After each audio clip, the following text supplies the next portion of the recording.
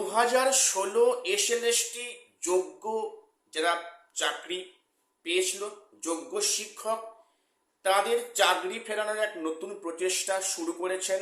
সেটা শিশিরবাবুর হাত ধরে শুরু হয়েছে।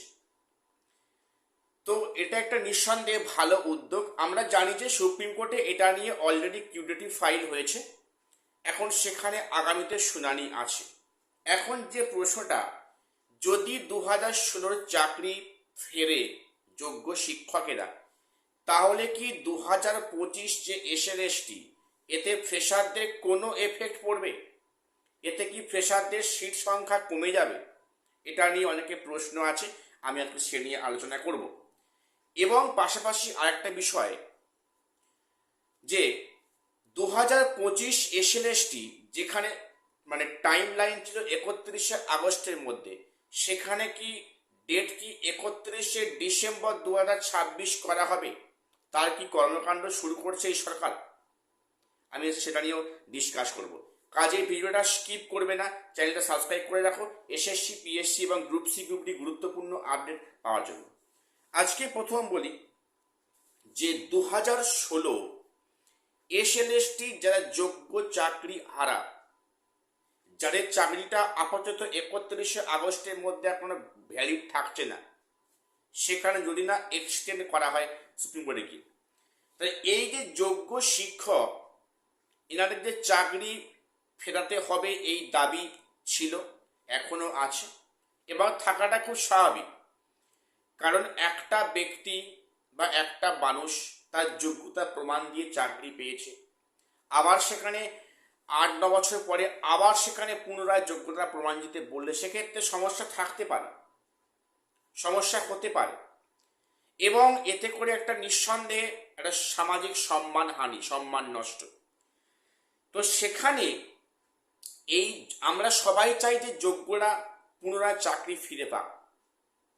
যোগ্য শিক্ষক 2016 এনারা পুনরায় চাকরিতে ফিরে পাক। এক্ষেত্রে ফ্রেশারদের কোনো সমস্যা নেই, আগেও ছিল না, এখনো নেই। কিন্তু মাঝখান থেকে আগের সরকার ফ্রেশার এবং ইন সার্ভিস একসাথে দ্বন্দ্ব লাগিয়ে মাঝখান থেকে ফায়দা নিয়েছে।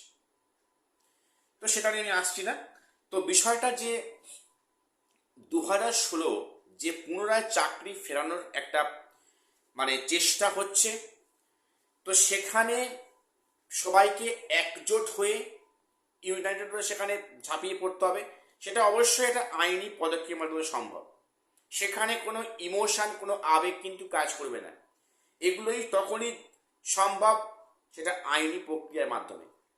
আদারওয়াইজ ব্যক্তিগত ইমোশন, ব্যক্তিগত আবেগ এখানে কিন্তু কোনো ফ্যাক্টর নয়। তো এখন দেখার বিষয় যে আগামী দিনে কিউরেটিভ ফাইল নিয়ে সেখানে কি সিদ্ধান্ত হয়, এবং এখানে যে নতুন করে পুনরায় একটা সংগঠন হচ্ছে সেখানে কি হয় না হয়, সেটা আমাদের প্রত্যেকে নজর থাকবে। যে বিষয়টা যে এতে করে কি 2025 যারা ফ্রেশার তারা ক্ষতিগ্রস্ত হবে। প্রথম বলি যে 2025 কিন্তু মেনলি পরীক্ষাটা হয়েছে 2016 ক্যান্ডিডেট চাকরি ফেরানোর উদ্দেশ্যে, এবং সেখানে কিন্তু ফ্রেশারদেরকে বসানো হয়েছে এবং রীতিমতো সেখানে ফ্রেশাররা বঞ্চিত হয়েছে। সেখানে রীতিমতো সেটা বঞ্চিত হয়েছে, ফুল মার্কস পেয়েও তারা ডাক পায়নি। তো যাই হোক, সেটা পরে আসছি যে এক্ষেত্রে যদি 2016 চাকরি ফিরে পায়, তাহলে কি 2025-এ ভ্যাকান্সি কমবে? দেখো, ভ্যাকান্সি কমবে কি বাড়বে সেটা পরে বিষয়। তো 2016 কিন্তু সেখানে আলাদা ভ্যাকান্সি আছে, 2000 সেখানে 25-এ আলাদা ভ্যাকান্সি আছে। মনে হয় না খুব বেশি পরিবর্তন বা চেঞ্জেস হবে।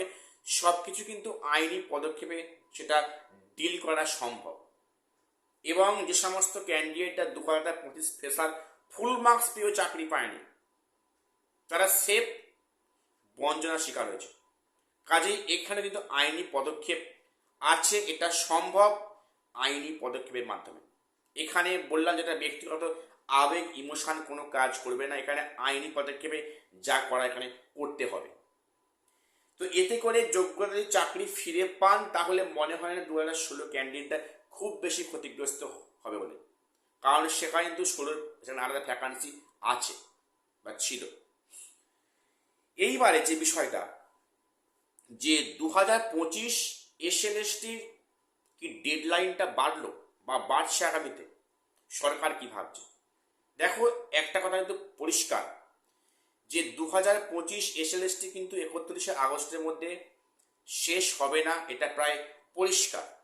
এবং সেখানে একাদশ দ্বাদশ 31শে আগস্টের মধ্যে জয়েনিং প্রক্রিয়া সম্পূর্ণ হবে হবে যদিও সেখানে কিন্তু এখনো অনেক সাবজেক্টের কাউন্সেলিং বাকি আছে, তারপর সেখানে মেডিকেল পিভিআর তো আছে।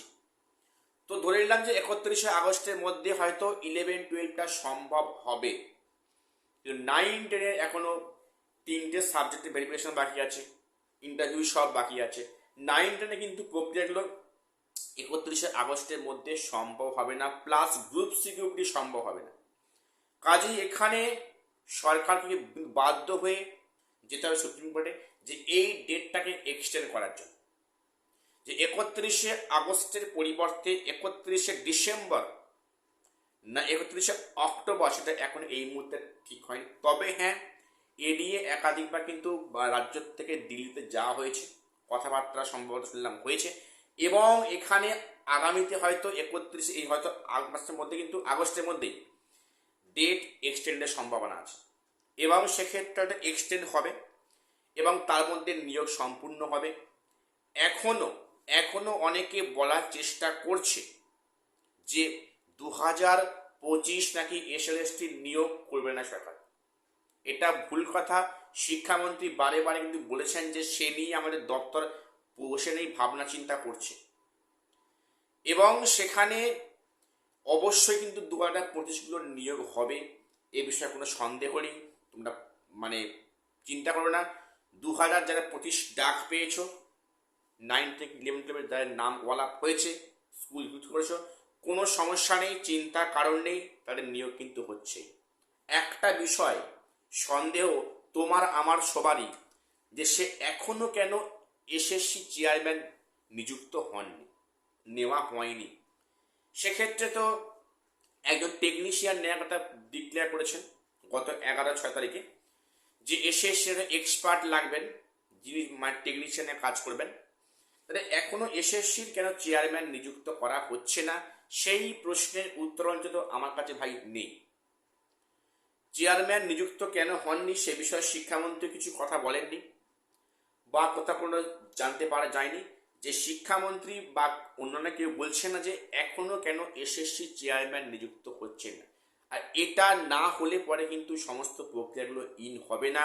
নতুন এসএলএসটি বা আপারে তো এখন নয়, আপাতত 2025 কমপ্লিট হবে, তারপরে থার্ড এসএলএসটি অ্যাড আসবে। তো আজকে এটুকুই আপডেট দেওয়ার ছিল। চ্যানেলটা সাবস্ক্রাইব করে দিও। দেখা হচ্ছে পরের ভিডিওতে।